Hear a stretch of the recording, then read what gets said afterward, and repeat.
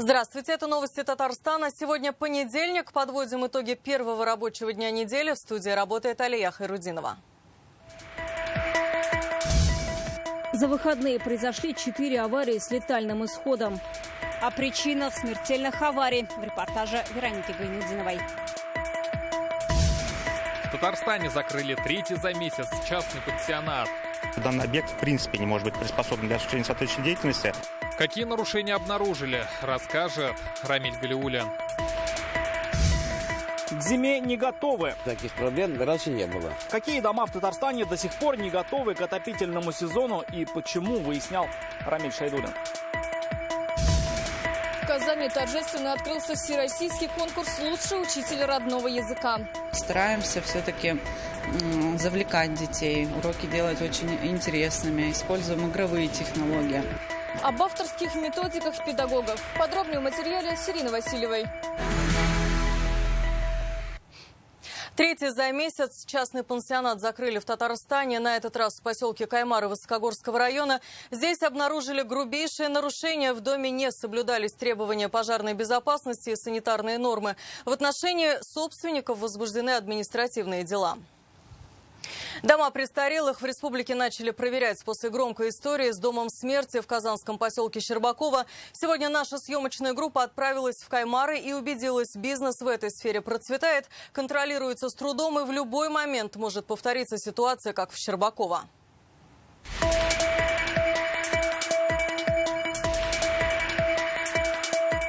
Пансионат находился в самом центре поселка Каймары, вот в этом двухэтажном, на первый взгляд, ничем не примечательном доме. Как выяснилось, пенсионеров содержали здесь с декабря 2023 года.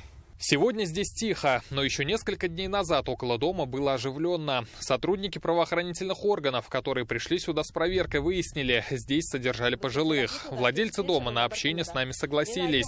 Как рассказали, сначала начали ухаживать за собственной бабушкой, потом за другими родственниками. Я решила сидеть с бабушкой ухаживать, и заодно родственники бабушкой тоже брала. Помочь им тоже. Они все родственники согласны были.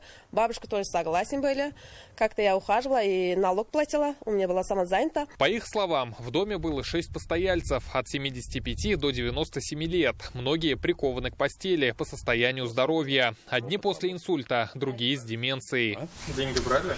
Как сказать, не за бесплатно же уж как. И вам, получается, платили как частным сиделкам? Ну да, да. Вышли правоохранители на пансионат после смерти одной из подопечных 12 сентября. Мы вызывали же, вскоре вызывали моргом, вот эту справку мы не принимали как-то. Вот после этого прокуратура пришли. Проверка выявила многочисленные нарушения санитарных и пожарных требований. Там были и лежачие, в том числе больные, которые находились, то есть, на втором этаже. То есть с учетом того, даже если лестничный марш посмотреть по требованиям, да, он уже, можно сказать, не соответствует. Данное здание, оно не соответствует полностью по пожарной безопасности, в том числе, если начиная там наличие первичных средств пожаротушения, там сигнализации и так далее. Сейчас всех постояльцев забрали родственники. В отношении собственника возбуждены административные дела. В ходе проверки было выяснено, что там находились не только родственники, а также находились другие лица, которые за денежное вознаграждение за ним осуществлялся уход. Который контингент там находится, это очень, с точки зрения здоровья, они не могут быстро выбежать, поэтому данный объект в принципе не может быть приспособлен для осуществления соответствующей деятельности. Таких объектов у нас строго должны соблюдаться требования пожарных законодательств, санитарных норм. Напомним, массовые проверки в Татарстане начались после резонансного случая в казанском поселке Щербаково. В антисанитарных условиях проживали несколько десятков пожилых. Одна из них лишилась имущества на 100 миллионов рублей. В середине августа в Пестричинском районе закрыли частный реабилитационный центр. Многие из таких домов находятся в так называемой серой зоне и никак не регулируются законодательством. Необремененные проверками предприниматели открывают пансионаты в загородных 2- или 3-этажных домах, изначально не рассчитанных на такой вид бизнеса. Сколько в республике таких интернатов, никто точно нам так и не сказал. Рамиль Галиуллин, Алмаз Зейдинов, ТНВ, Высокогорский район.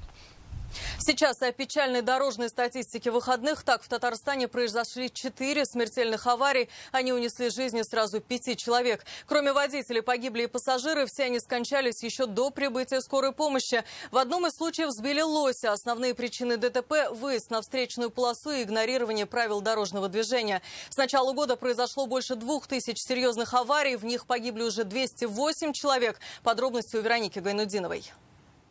Эти страшные кадры аварии снял видеорегистратор грузовика. На трассе Алексеевская, Высокий Колок, водитель автомобиля «Лада» выехал на встречную полосу и врезался в большегруз. На кадрах видно, как от удара легковушка мгновенно загорелась. Начался пожар. Всю переднюю часть автомобиля смяло. Водитель и пассажир легковушки погибли. Еще одно смертельное ДТП произошло в Актанышском районе. На трассе М7 68-летний водитель Volkswagen Polo на перекрестке неравнозначных дорог не уступил дорогу грузовику. В аварии погибли водитель легковушки и его пассажир-супруга. Они скончались до приезда бригады скорой помощи.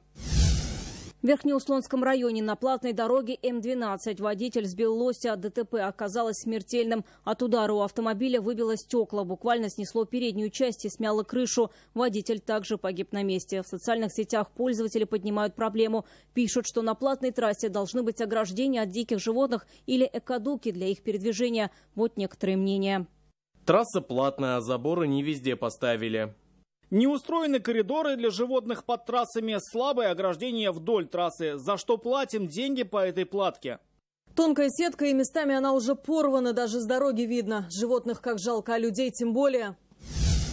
У села Новое Надырово в Альметьевском районе 39-летний мужчина ехал на мотоцикле по щебеночной дороге. По предварительным данным, в какой-то момент он разогнался, вылетел с дороги и опрокинулся. От полученных травм мотоциклист скончался на месте. Вероника Гайнудинова, ТНВ, Татарстан. 23 многоквартирных дома Казани не готовы к началу отопительного сезона. Об этом стало известно сегодня на совещании в исполкоме. И в ситуации сейчас будет разбираться прокуратура. Напомним, все дома и теплоснабжающие организации должны получить паспорта готовности. Это означает, можно дать старт отопительному сезону. Похожие вопросы сегодня возникли и к объектам в Набережных Челнах. Здесь заявили о 100% готовности, но не во всех домах еще даже завершился капремонт. Успеет ли республика подготовиться до холодов? Репортаж Рамиля Шайдуллина.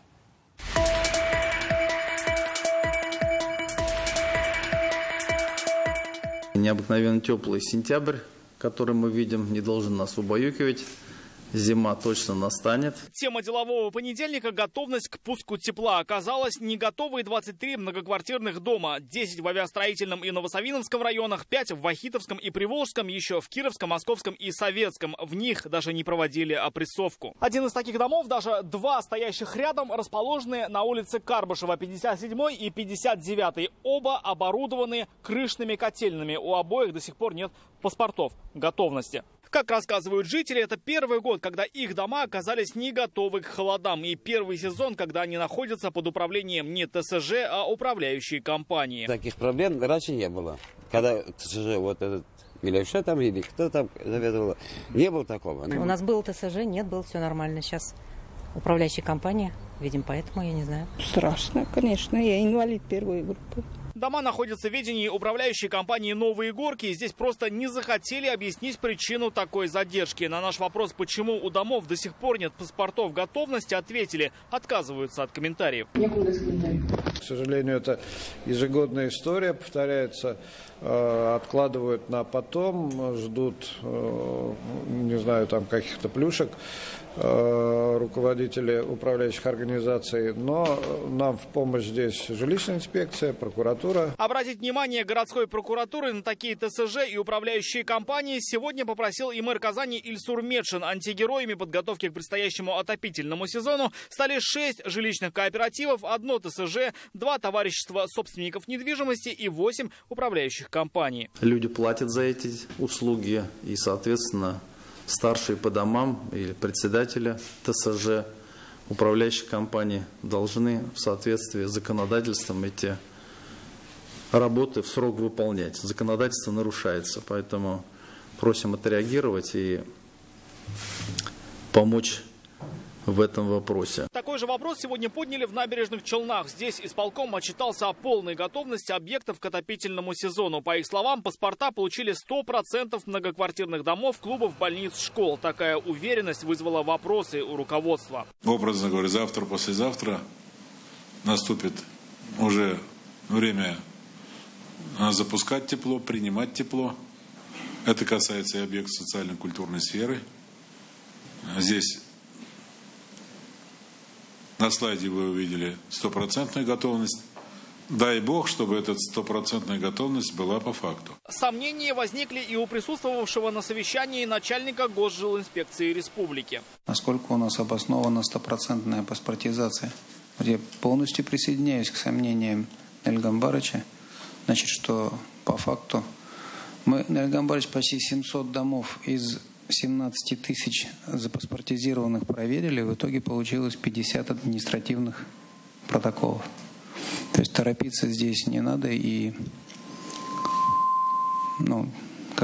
радужные, перспективы выдавать за действительность. Как видим, по двум крупным городам республики еще остаются вопросы, а отопительный сезон стремительно приближается. Отопление, как правило, включает при достижении среднесуточной температуры воздуха в 8 градусов на протяжении 5 дней. В прошлом году тепло дали 5 октября. Рамиль Шайдулин, Адальмин Дубаев, Эльмира Гайнуддинова, Сергей Вильданов, ТНВ, Набережные Челны, Казань. Осенняя жара начнет спадать к выходным, тем самым лето в России закончится. Такой прогноз дал гидрометцентр страны, а пока наслаждаемся неделей тепла. Татарстан продолжает находиться под влиянием мощного антициклона. Он охватил огромную территорию европейской части России и Западной Сибири. Как минимум до конца недели отступать не собирается. В ближайшие 3 дня в республике тепло, спокойно и без осадков. Лишь утром и ночью возможен туман, а воздух прогреется до 25 градусов. Ночью в некоторых районах возможны заморозки. В конце недели немного понизятся и дневные температуры 18-23. Местами прогнозируют небольшой дождь. Запах гари накрыл Альметьевск. Массовые жалобы начали поступать экологам и в городскую администрацию. Выяснилось, в частном секторе жгут сухую траву, ботву и бытовой мусор рядом с многоквартирными домами микрорайонов Алсу и Су-2. Сегодня на еженедельном совещании глава района Тимур Нагуманов поручил ответственным службам разъяснить жителям: сжигать мусор на расстоянии менее 15 метров до жилых построек запрещено. Он дал задание руководителю департамента экологии организовать круглосуточное дежурство и штрафовать жителей, нарушающих порядок.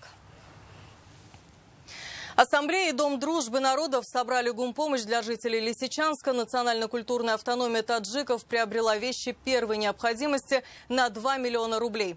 Это теплая одежда для детей и взрослых, одеяла и матрасы. Предприниматели не первый раз оказывают благотворительную помощь. Ранее в Курскую область они отправили воду, продукты питания и средства гигиены. А представители Набережно-Челнинской автономии в зону СВО направили комплекс радиоэлектронной борьбы для батальона «Тимер». Сейчас готовят автомобиль.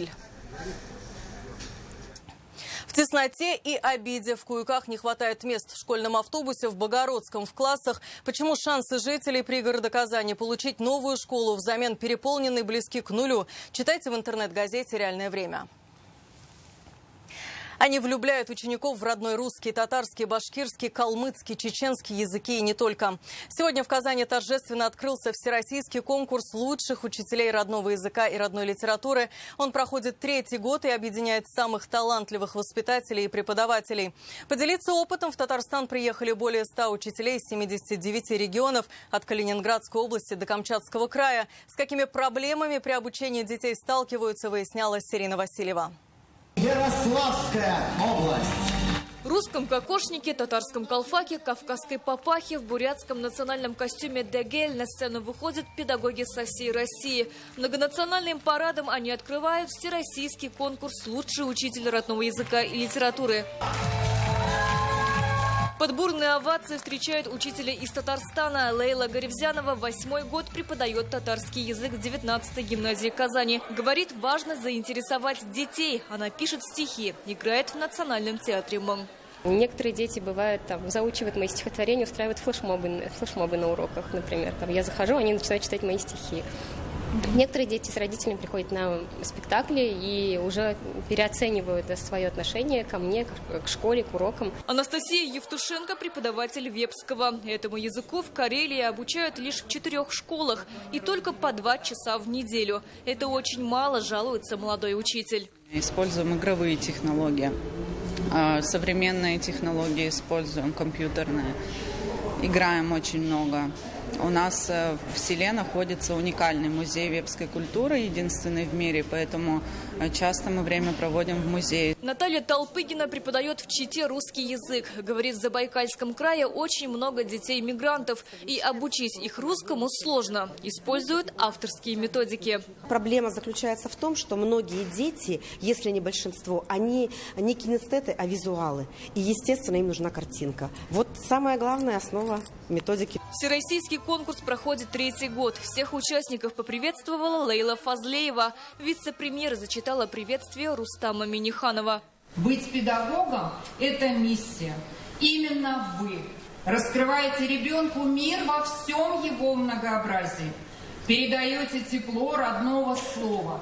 Добрые традиции вносите неоценимый вклад в сохранение и приумножение богатого культурного наследия своего народа. Россия, большая страна, эту большую страну украшает народы.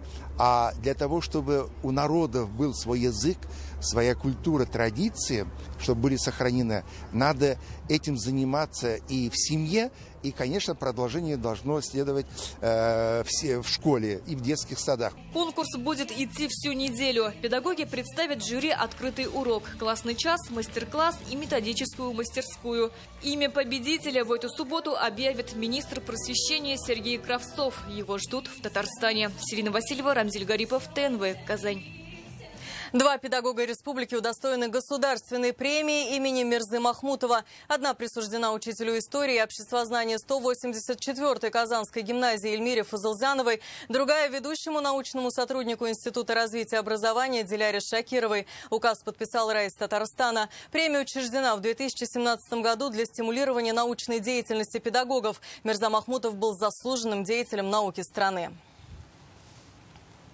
Как основали Российскую академию наук? Какие главные цели ставил Петр I? Какую роль сыграли татарстанские ученые в развитии науки? О научных достижениях сегодня говорили в Казани. В Академии наук Республики презентовали специальную передвижную выставку и провели конференцию. Приурочили к 300-летию со дня основания РАН и 220-летию открытия Императорского Казанского университета.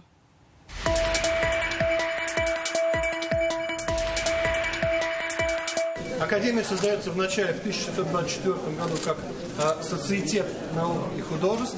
Академия тогда состояла из 3 отделений. Это математика, физика и гуманитарные науки. При ней были библиотека, кунсткамера, астрономическая обсерватория, ботанический сад, химическая лаборатория. Петр I, создавая Академию, ставил 2 цели – развивать науку и готовить ученых. О главных достижениях российской науки рассказывает специальная выставка. С середины 19 века, 18 века начинает формироваться класс уже собственных российских кадров. На 20 стендах общий экскурс в историю научных открытий, экспедиций и вклад академиков. Здесь ключевые достижения Российской академии наук с 1724 по 1917 годы. Экспозицию к 300-летию академии подготовил Институт всеобщей истории РАН. Общий взгляд на достижения российской науки, он производит ошеломляющее впечатление. Мы понимаем, что не только Российская академия наук, это и есть российская наука, да? Что, собственно говоря, констатировали еще современники, да, и в 18, и в 19 веке. Но мы понимаем, какой удивительной притягательной силой вот эта научная мощь, научный потенциал России обладал во все времена. Казань стала первым городом, где представили экспозицию. Часть выставочного проекта посвящена выдающимся деятелям науки Николаю Лобачевскому, Александру Бутлерову, Николаю Ильминскому, которые связаны с Казанской научной школой. Сохранение национальной идентичности, языка является основным. И в этом направлении, я считаю, вот яркое проявление, как это реализовывать, доводить до масс.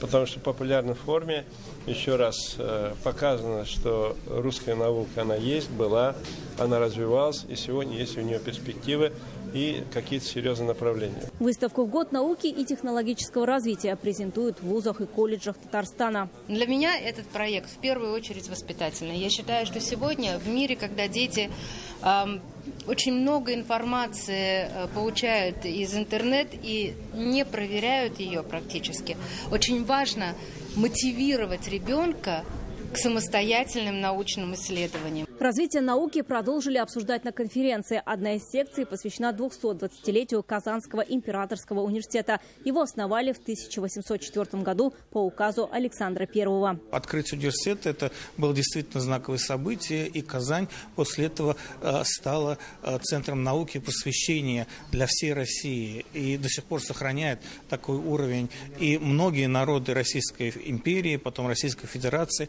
они приезжали получать образование именно в Казань. Как отметили на конференции, Россия всегда была и остается одним из центров мировой науки. Ее развитие сегодня в приоритете. Вероника Гайнудинова, Рамзель Гарипов, ТНВ, Казань.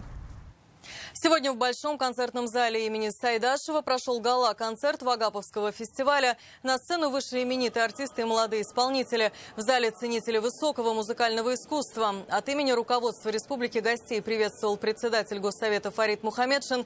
Традиционно фестиваль продолжает объединять народы и страны. Он популярен не только в регионах, но и далеко за пределами России, отметил спикер парламента. 25 регионов России и 15 стран мира принимали этот фестиваль. Много. Фестиваль занял достойное место в жизни многонациональных субъектов Российской Федерации. Там, где татары живут, где там даже не живут. И ряд таких крупных регионов концерт успешно был принят. В этом году исполнилось 20 лет фестивалю имени Рашида Вагапова. За это время артисты дали 1500 концертов. Лауреатами стали 212 исполнителей. Сегодня вагаповцы выступают с государственным ансамблем песни и танца, оркестрами «Новая музыка» и «Хазан Нуре». Сегодня Фарид Мухаммедшин вручил руководителю фонда Рифату Фаттахову орден Дуслак. Уже через 20 лет, когда мы видим результаты наших конкурсов молодых исполнителей, на сцену приходит несколько поколений, можно сказать, выдающихся молодых певцов, у которых есть будущее. Это говорит о том, что у нашей песенной культуры есть прекрасное будущее. В Мензелинске в выходные прошел республиканский семейный фестиваль сыра. Организовал его благотворительный фонд «Акбарс Созидания». Именно здесь приготовили самый большой адыгейский сыр и установили рекорд. Сыра много, не бывает, народе говорят, «Акбарс Созидания» развеял этот фонд. Адыгейский сыр весом более 46 килограммов – это новый рекорд России, приготовленный особенными детьми. Участниками проекта «Детская сыроварня». С 2021 года проект реализует благотворительный фонд «Акбарс Созидания» на базе Мензелинской школы-интерната. Где-то 6 часов мы это все делали. Сегодня взвешивали, вообще все радостные были. У всех этот восторг. Юных рекордсменов по видеообращению поздравила депутат Госдумы Татьяна Ларионова и лично заместитель министра образования и науки Республики Минзалия Закирова. Благотворительный фонд «Акбарс Созидания» с 2008 года старается создавать возможности для того, чтобы дети, которые воспитываются в детских домах, в социальных приютах, могли расширить свои профессиональные перспективы. На фестивале представили свою продукцию и провели мастер-классы юные мастера со всего Татарстана. Взрослые и дети участвовали в семейных активностях. В этом году спортивный клуб «Синтез» отмечает свой юбилей – 50 лет. 29 сентября в бассейне «Оргсинтез» состоится большой праздник. Гостей ожидают игры по водному поло между ветеранами. Свое участие подтвердили Александр Захаров, Ирик Зиннуров и другие бывшие игроки. Помимо этого организуют культурную программу и автограф-сессию со спортсменами ватерпольной команды «Коссинтез». А до этого 25 сентября стартует чемпионат страны и пройдет первая домашняя игра казанцев. Напомним, в прошлом году спортивный клуб стал чемпионом России и обладателем суперкубка страны. По словам главного тренера, команда планирует забрать еще одно золото в новом сезоне. 50 лет – это отличная дата. За это время мы много наблюдали за победами наших ватерполистов. Благодарим вас за вашу работу. Это огромный вклад в историю спортивной отрасли нашего региона. Мы приурочили 50-летие также к матчам чемпионата России. В 18 часов, где-то 18-15, будет интересный матч среди ветеранов, потому что очень много ветеранов приезжает и из других городов, и у нас кто проживает, и очень многие изъявили желание сами даже поиграть. Я думаю, должно быть очень весело, и должно все получиться очень хорошо. Это были новости Татарстана. Еще больше информации в нашей группе ВКонтакте и Телеграм-канале. Сейчас прогноз погоды с Амирханом Калимуллиным. Увидимся в 21:30.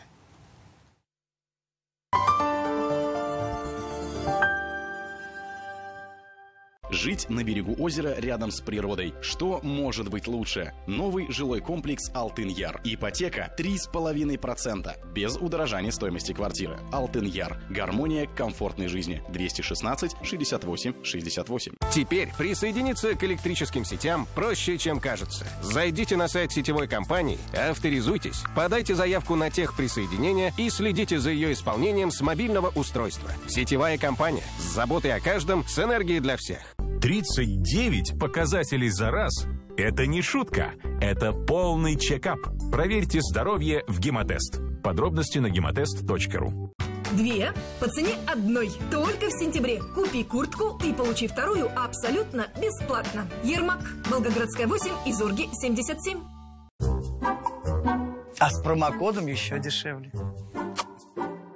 Только в сентябре в мобильном приложении Farmland повышенная скидка по промокоду MOB0924. Вот это я удачно в Farmland сходил. Стильные полноприводные пикапы Foton Tunland G7. Комфортные фургоны Foton Tuano в европейском стиле. Маневренные и выносливые грузовики Foton S и D серии полной массой от 3,5 до 12 тонн. Все варианты коммерческой техники Foton в Луидор, Казань, Ярослава Гашека 7. Телефон 8 800 51 12 440. Луидор. Двигатель вашего бизнеса. Что будешь готовить? Сегодня ничего. Я закажу свежеприготовленную халяль-еду в Суши Топ. Суши Топ?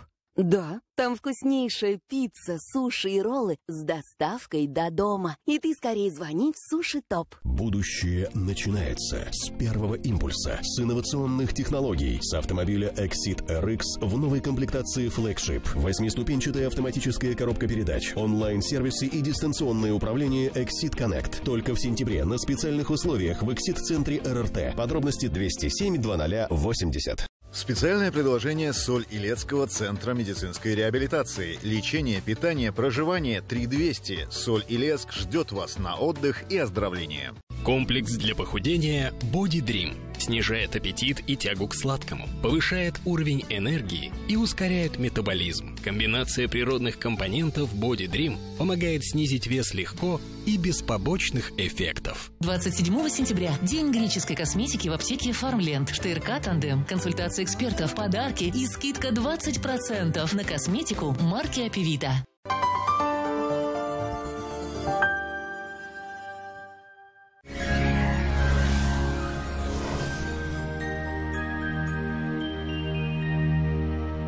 Здравствуйте! В студии Амирхан Калимуллин. В Татарстане в ближайшие сутки температурный фон остается высоким, осадки маловероятны. Подробнее после полезной информации. Изготовление любой корпусной мебели от Данил Мастер по вашим размерам. Только в сентябре при заказе кухонного гарнитура – мойка. При заказе шкафа – брючница в подарок. Узнайте подробности по телефону в Казани 2 167 166. По данным сервиса Яндекс.Погода, в Арске, Балтасях и Высокой горе переменная облачность, без осадков. Температура днем плюс 23-24, ночью плюс 7-11 градусов. В Буинске, Тетюшах и Кайбицах малооблачно, без осадков. Температура днем 21-24, ночью 6-11 градусов тепла. В Чистополе, Мамадыше и Новошишминске будет ясно, без дождей. Температура днем плюс 22, ночью будет холодно от 2 градусов до 9. В набережных Челнах, Актаныше и Менделеевске облачно с прояснениями и без осадков. Температура 20-22 градуса тепла днем и 4-9 ночью. В Альметьевске, Бугульме и Бавлах солнечно, дождей не ожидается. Температура днем 19-21 градус. Ночью температура еще ниже, от 1 до 4 градусов тепла. Хотите видеть хорошо без очков и вдали и близко? Современный метод лечения катаракты, замена хрусталика на линзу премиум-класса. Республиканская клиническая офтальмологическая больница, Казань, Бутлерова 14, подробности по телефону 528 02 02. В туристических городах республики комфортная погода. В Свияжске днем 23, ночью 10 градусов тепла. Будет переменная облачность, дожди не прогнозируют. В Болграх днем 22 градуса, ночью около 8 градусов выше нуля. Здесь ясно, осадков не ожидается. В Елабуге температура плюс 21 градус днем и 6 градусов ночью. Будет переменная облачность без осадков.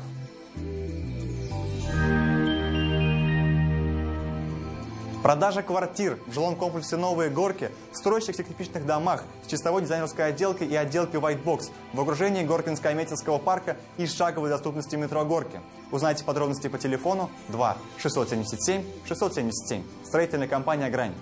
Квартиры с чистовой отделкой для тех, кто выбирает жизнь в новом формате. Жилой комплекс «Город-парк. Новые Горки». 2 677 677. Санчи благотворно влияет на работу всего организма, дает энергию, улучшает кровообращение, укрепляет иммунитет, нормализует сон, способствует устранению головных болей и хронической усталости.